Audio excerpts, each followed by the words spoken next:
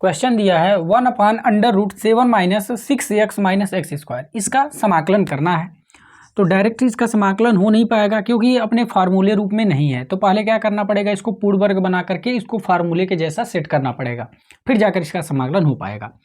तो देखते हैं, integration 1/√7 minus 6x minus x square dx। तो पहले इसको पूर्ण वर्ग बनाते हैं, फिर इसका समाकलन करते हैं। तो ये 1/√7 माइनस, अब इन दोनों टर्म में से हम माइनस कॉमन ले लेते हैं। तो जब माइनस कॉमन ले लेंगे तो ये भी प्लस में हो जाएगा, ये भी प्लस में हो जाएगा। तो ये 6x प्लस एक्स स्क्वायर। अब इनको पूर्ण वर्ग बनाना है, तो पूर्ण वर्ग बनाने के लिए देखिए क्या करना पड़ेगा, यहाँ पे फिर 7 माइनस, इसको हम ऐसे लिख देते हैं, ये स्क्वायर वाला जो है इसको पहले लिख देते हैं और फिर यहाँ पे प्लस 6 है, इसको बाद में लिखते हैं।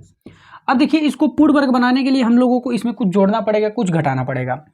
तो पूर्ण वर्ग बनाने के लिए जो x का गुणांक होता है उसमें 2 से भाग देते हैं, भाग देने के बाद जो आता है उसी का वर्ग जोड़ते हैं और उसी का वर्ग घटा देते हैं, तो पूर्ण वर्ग बन जाता है। तो यहाँ पे देखिए, इसका गुणांक है 6, तो इसमें जब 2 से भाग देंगे तो होगा 3। अब इसी 3 का वर्ग जोड़ देंगे और इसी 3 का वर्ग घटा देंगे। 3 का वर्ग जोड़ेंगे ताकि ये पूर्ण वर्ग बन जाए और 3 का वर्ग घटा देंगे ताकि ये बैलेंस में हो जाए, ठीक है। और यहाँ पे dx है तो dx रहेगा। ये किस स्थिति में करते हैं, जब x का गुणांक में 2 से भाग, जब ये x स्क्वायर का गुणांक 1 होता है उसी स्थिति में करते हैं। अब ये इंटीग्रेशन 1/√7 माइनस, अब देखिए ये जो 3 टर्म है, ये 3 टर्म में मिल करके क्या बना देंगे, a प्लस बी का होल स्क्वायर बना देंगे। तो जब ये a प्लस बी का होल स्क्वायर बनाएंगे तो a का मान बनेगा x और b का मान बनेगा 3, तो ये हो जाएगा x प्लस 3 का होल स्क्वायर माइनस, यहाँ पे देखिए 3 का स्क्वायर है, 3 का स्क्वायर होता है 9, तो ऐसा हो गया। और फिर यहाँ पे dx।